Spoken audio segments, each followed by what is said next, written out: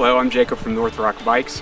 Now that you've purchased your new bicycle, we're going to give you a quick overview, things to check before you go out and enjoy your first ride.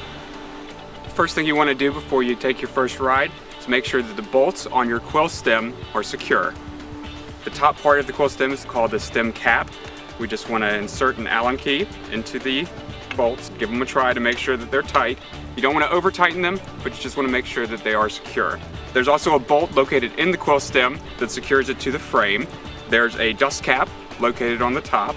Just want to use your fingernails to pry that off. If it's too difficult, you can get a flathead screwdriver and use a cloth to protect the stem and just pry it open. And again, use your Allen key to make sure that is nice and secure. Just remember not to over tighten your quill stem because that can cause damage to your frame.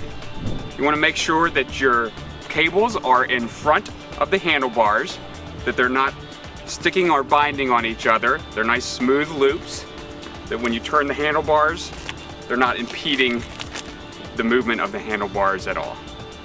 The next thing we want to check is that our pedals are securely attached to our crank arms. On the right side of the bike, if you're sitting on the bike, is called the drive side.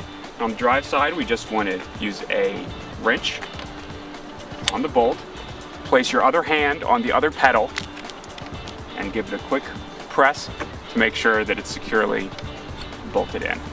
Now we're ready to do the non-drivetrain side, so we'll flip the bike around.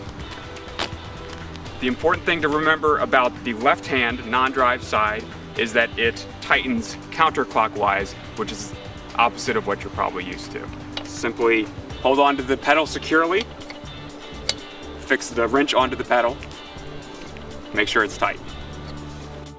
Next thing we want to check is that the wheel is properly seated in the fork. Make sure that our quick release is firmly engaged. To do that, open the quick release, make sure that the wheel is firmly in the fork blades, and tighten the quick release. When it's properly tightened, it should leave an indentation on the palm of your hand. Next thing we want to check is that our brakes are properly working. So we want to make sure that the boot is seated properly in the housing. Give it a few squeezes to make sure that it's engaging. You might want to spin the tire, make sure that it's stopping correctly. And repeat the process on the back. Once you've done that, you just roll the bike and make sure that the brakes are properly working.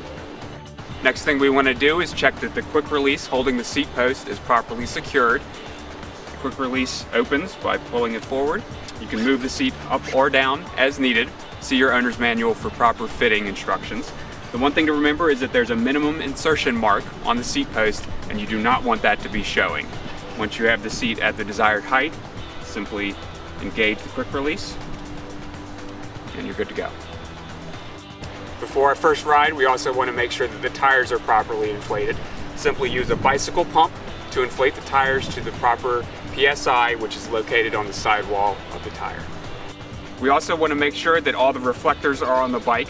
We want the white reflector on the handlebars facing forward, the red reflector on the seat posts facing backwards. There are also reflectors located in the spokes of both the front and the rear tire, and reflectors on the front and back of your pedals.